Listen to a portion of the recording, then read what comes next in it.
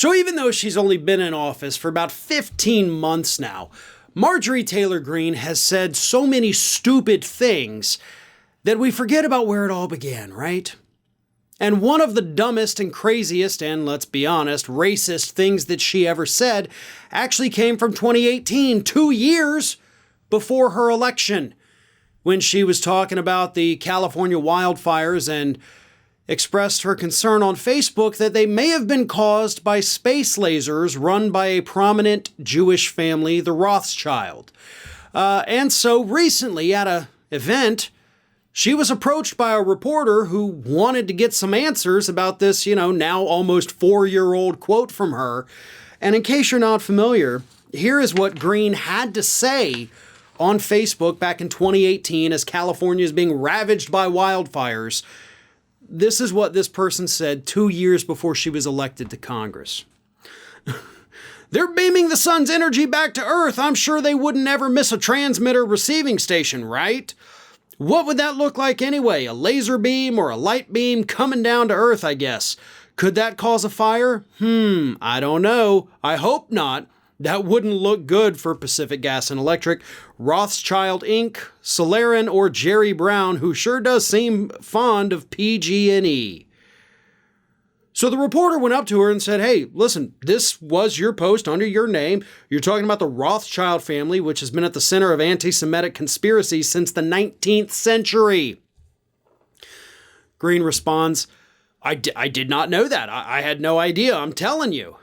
So the reporter says, but now that you do know, now that you've been told anti-Semitism is on the rise at an alarming rate, and at this point, Greene gets mad. So before the reporter can even finish the point talking about anti-Semitism rising across the globe, especially here in the United States, she interjects angrily yelling, I'm fully against anti-Semitism. You're mixing two things together. You're accusing me of something I did not do, and then you're trying to blame me for anti-Semitism. I'm a Christian.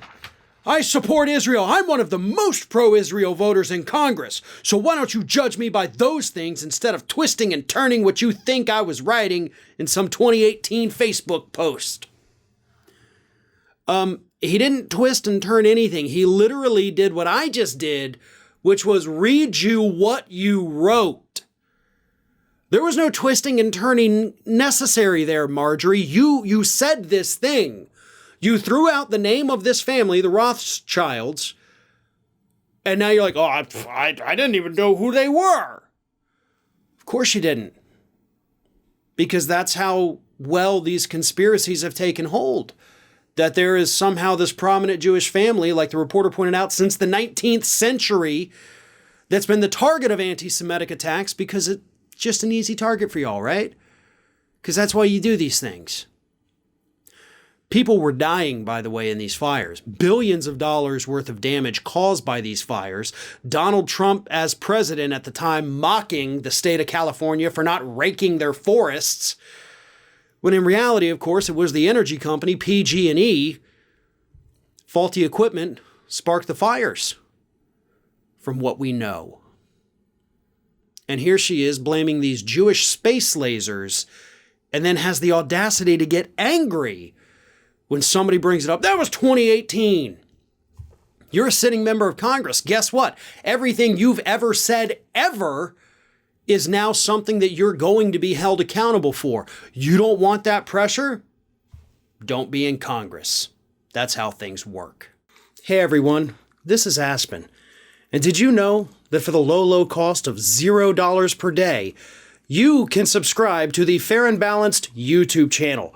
We also encourage you to like, comment, and share. But again, click that subscribe button and help Aspen not be so grumpy.